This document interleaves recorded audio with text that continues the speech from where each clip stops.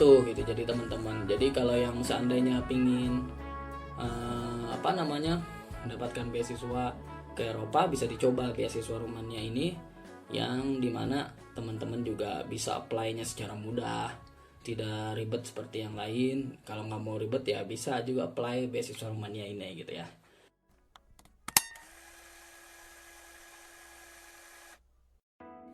Assalamualaikum warahmatullahi wabarakatuh. Ya teman-teman, pada kesempatan kali ini saya ingin mencoba men-share kembali di part 2 ini mengenai beasiswa Rumania.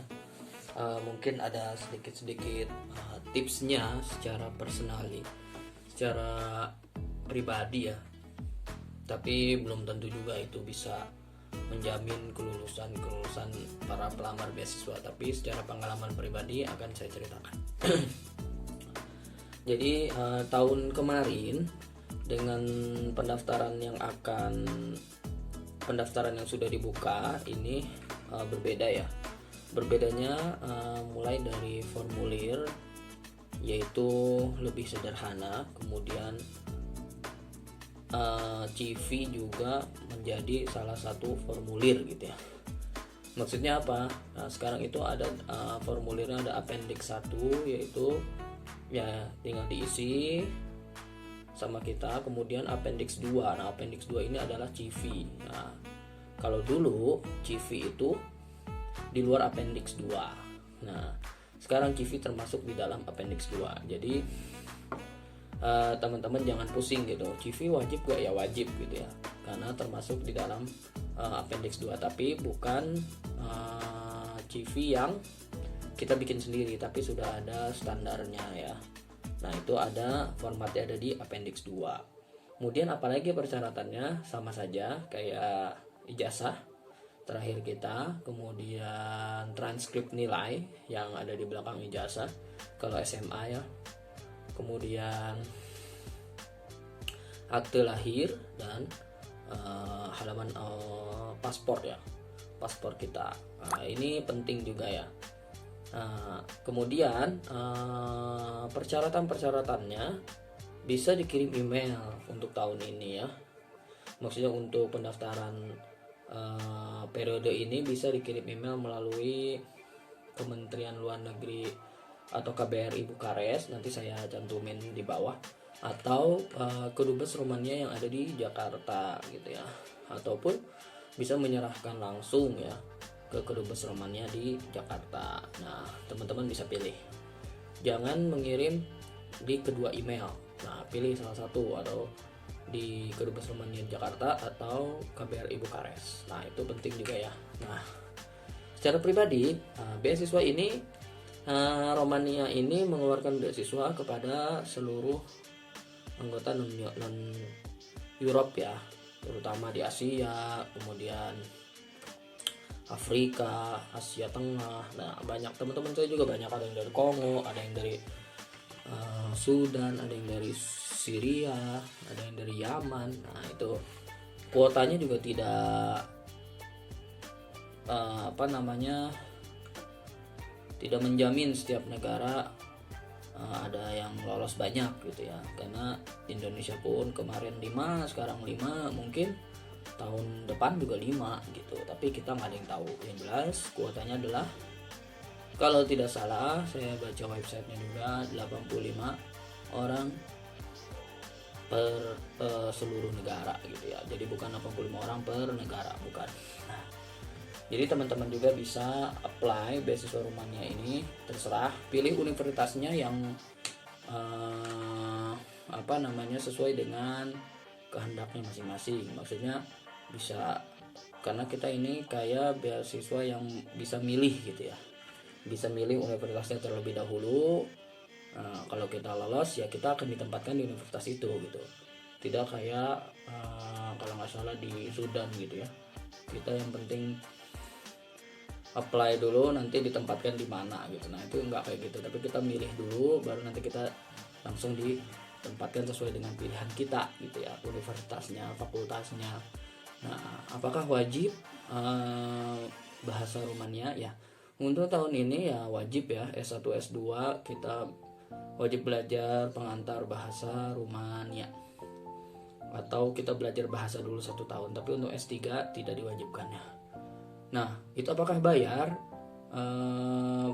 untuk mempelajari bahasa Rumania setahun? Itu tidak ya, tidak bayar untuk yang mendapatkan beasiswa. Kalau yang tidak beasiswa itu saya baca di kontrak student itu sekitar 2.000 euro ya. Nah, itu lumayan besar loh untuk 1 tahun belajar bahasa Rumania. Nah, gimana sih tips dan triknya untuk mendapatkan beasiswa ke Eropa, terutama di Rumania ini, karena kesempatannya sangat besar ya bagi siapapun gitu ya. Karena tidak adanya TOEFL, tidak adanya IELTS, itu bisa memudahkan bagi yang tidak memiliki sertifikat bahasa Inggris yang mumpuni gitu ya. Ya, kalau menurut pribadi saya sebenarnya waktu itu di appendix 1 kalau nggak salah sih ada kolom motlet yang motivation letter kalau zamannya saya. Nah, motivation letter yang saya tulis itu sebenarnya sederhana, padat, jelas, tidak bertele-tele gitu ya. Nah, mungkin dari motivation letter itu orang akan bisa tertarik dengan dokumen-dokumen kita gitu. Jadi formulirnya itu harus diisi dengan benar, teliti gitu ya. Jangan sampai kita asal-asalan gitu. Nah, motivation letter ini saya waktu itu mengungkapkan bahwa saya dulu apply-nya pariwisata ya, pariwisata di Fakultas Ekonomi kalau nggak salah. Apply-nya ada 2, fakultas jurusan pariwisata sama jurusan bisnis administrasi gitu. Nah, CV-nya saya seputar ekonomi aja gitu ya. Nah, pertama saya waktu itu motivation letter-nya menceritakan bahwa kalau saya mendapatkan beasiswa ini, saya akan memajukan negara saya, kemudian apa dampak yang saya bisa berikan kepada negara gitu. Contohnya ya saya ceritakan bahwa ketika saya setelah lulus dari beasiswa ini, saya akan bekerja di Kementerian Ekonomi, saya akan memajukan pariwisata di Kementerian Pariwisata gitu. Saya akan memajukan pariwisata di Indonesia gitu ya. Dan saya juga sempat menulis bahwa ada peluang pariwisata halal yang bisa diterapkan di negara Romania. Kalau negara Romania ini bisa menangkap peluang tersebut, mungkin orang-orang Muslim di seluruh dunia akan datang ke Romania, dan ini bisa menjadi pendapatan bagi negara Romania gitu. Nah, saya tulis seperti itu gitu ya. Nah, sebenarnya kalau seandainya di akhir nanti ada skripsi atau semacam project seperti itu, ya saya ingin mencurahkan pikiran saya mengenai pariwisata halal itu. Nah, saya tulis di situ motletnya, ya kan, di dalam motlet itu saya tulis. Kemudian selain itu juga dari tadi sisi pengaruh saya untuk negara, terutama Indonesia, dan pengaruhnya juga untuk negara Romania, jurusan yang saya ambil. Kemudian saya juga menulis tentang pengalaman kerja, experience di dunia pekerja gitu ya. Saya pernah bekerja pernah magang gitu ya, pernah magang di DPR, di salah satu anggota DPR RI di bidang Komisi 10 ya kan, tentang pendidikan dan tentang ekonomi kreatif. Nah, kemudian saya pernah jadi guru ya, ditulis aja pengalaman-pengalamannya mengajar IPS. Nah, seperti itu sesuai dengan jurusannya masing-masing. Ditulis saja pengalaman magang dan sebagainya, itu juga bisa menjadi nilai plus menurut saya. Nah, dibandingkan tidak ada apa-apanya gitu. Walaupun nanti kita ketika mengumpulkan sertifikat, prestasi kita, achievement kita, pencapaian kita, semuanya tidak akan dikumpulkan gitu ya. Jadi tidak penting itu bagi pemerintah Romania. Walaupun kita mengumpulkan, itu akan dikembalikan secara otomatis gitu ya. Bahkan sertifikat TOEFL saya juga dikembalikan gitu. Tadinya saya ingin meyakinkan ini saya bisa mahir berbahasa Inggris, menunjukkan TOEFL saya, tapi dikembalikan gitu. Akhirnya ya percuma gitu. Nah, yang poin pentingnya adalah ya motlet tadi gitu ya, saya baguskan. Kemudian selain motlet juga saya waktu itu menunjukkan CV yang rapih gitu ya, menulis tata cara CV yang rapi, kemudian mengisinya dengan teliti, kemudian